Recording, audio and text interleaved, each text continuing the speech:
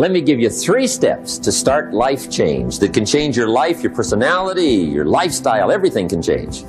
Here's the steps. Number 1, find out how things work. The first key to doing better is find out. To change your life, really, you need ideas. There isn't anything an idea can't change. And Schoaf taught me the major problem is lack of an idea, not a problem.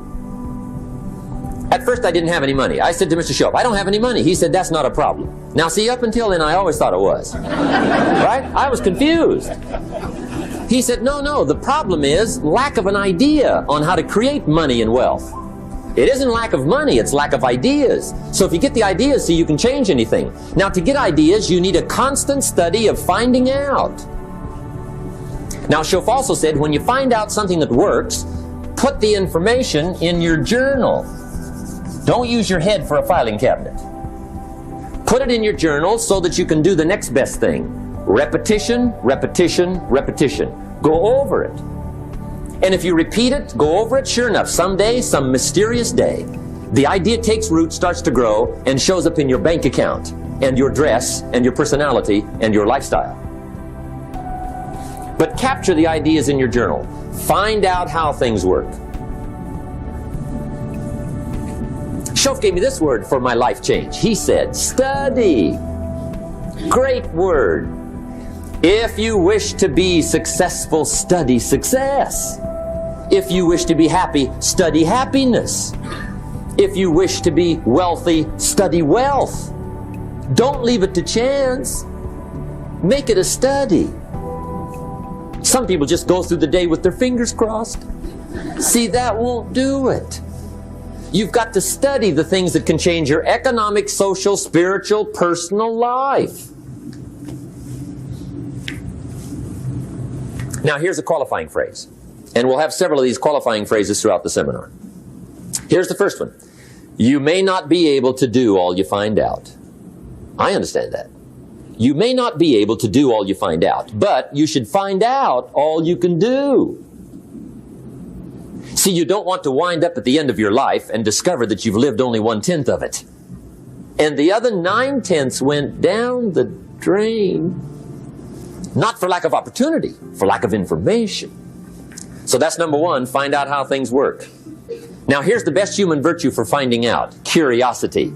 Make a note of that. Curiosity. Be curious. You might add a word to it that'll help. Childish curiosity.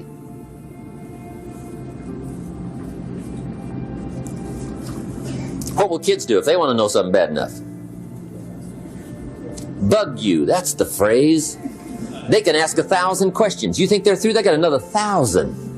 They'll drive you to the brink. It's a virtue. When you gotta know, be like a child. In fact, Jesus, the master teacher, said, unless you can become like little children, you might as well forget it. You don't have a prayer. Excellent advice. You gotta be like children. 4 ways, in my opinion, to be like a child. Number 1 is curiosity. Number 2 is excitement. Get excited like a child over your ability to make yourself do anything for change. 3rd is faith. Have faith like a child. Adults are too skeptical. And 4th is trust. Trust is a childish virtue, but the rewards are incredible. Now here's the 2nd step to personal development. Okay, number 1 was find out how things work. Here's number 2. Go to work.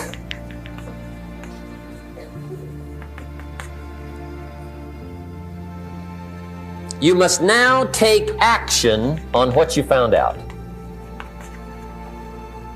In doing business around the world, we call it game plan. Put together your game plan.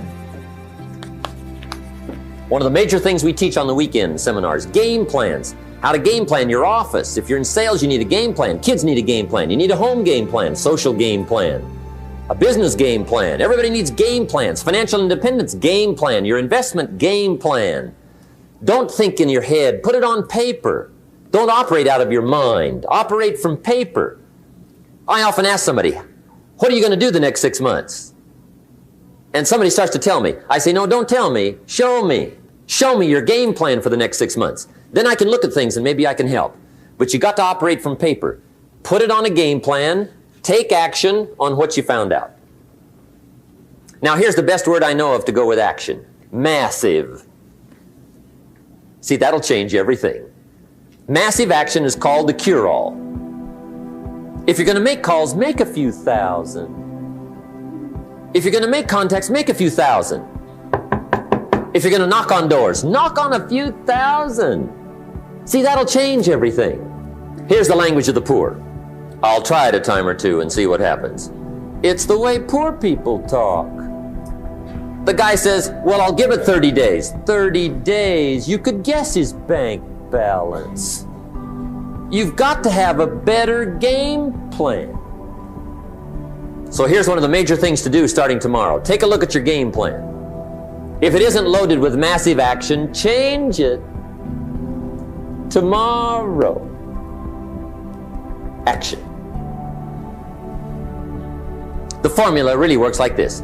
Pick up a good idea, take heavy action. Pick up a couple of good ideas, take heavy action. That's the formula for success. Heavy action.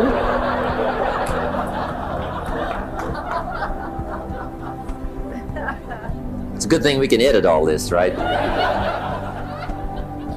The formula for success, take heavy action on a good idea, right? That's the ratio. Now here's the key. Don't wait till you've learned 2,000 or 3,000 things. Because that way you'll use up all the time. And you could wind up smart and broke. And hey, it's okay to be dumb and broke. But if a guy's smart and broke, that's pitiful. Don't let your learning lead to knowledge. You'll become a fool. Let your learning lead to action. You can become wealthy. And there's many kinds of wealth, I understand that, not just money. Money's one of the least of all values. I know some people with a lot of money that are very poor. Evita sings, as for fortune and as for fame, they are illusions. They're not the solutions they promised to be. So there's all kinds of wealth, but to get a big share coming your way, you've got to have a heavy action game plan. Now here's the third step to personal development, and we'll wrap up personal development. Step number 3, it's just a little caution, and all through life we need little cautions. This one simply says, don't try to beat the system. Find out how it works, work it, but don't try to beat it. Some people learn just enough to start slicing it, shading it, thinning it, cutting corners, and looking for cheap answers. See, don't fall for that. You'll wind up with a cheap life. Find out how it works best and do it that way. Even though it seems to take a little longer, do it right. Don't compromise with right. Now, under this step, here's another key. Be a quick learner. Don't let it take long to teach you. Learn quicker. One guy said he broke his nose 7 times in the same place. Somebody says, looks like you'd stay out of that place. Learn quicker. Now the third point here is don't be stubborn. See, some people won't change even when a better way comes. They say, well, I've been doing it this way 30 years. Hey, be ready for change. If it's a better way, go for it. But don't try to beat it. Or you'll be like the guy that went to Las Vegas. He didn't have much money. So he didn't want to risk his money gambling, but he gets to Las Vegas and the jackpot bells are ringing, the money's flowing, the lights are flashing, and he can't help himself. He's got to gamble. But instead of gambling with his cash, he decides to play the mental gambling game. And the brilliant scheme he worked out goes like this. He'd pick a number like number 3. Mentally, he would bet a certain amount of money on the number. And whether it won or lost, he would jot down that amount in his little pad. I would have won $5 if I'd have made that bet. Just keep track of it, win or lose. That way, come midnight, he can calculate how he's doing, win or loser, how much, only not his money. Keep his money, Just play this mental gambling game. So here he is around the gambling table, everybody else shelling out their hard-earned cash. He's got this brilliant scheme. Instead of betting with his money, he's betting with his mind, and he lost his mind.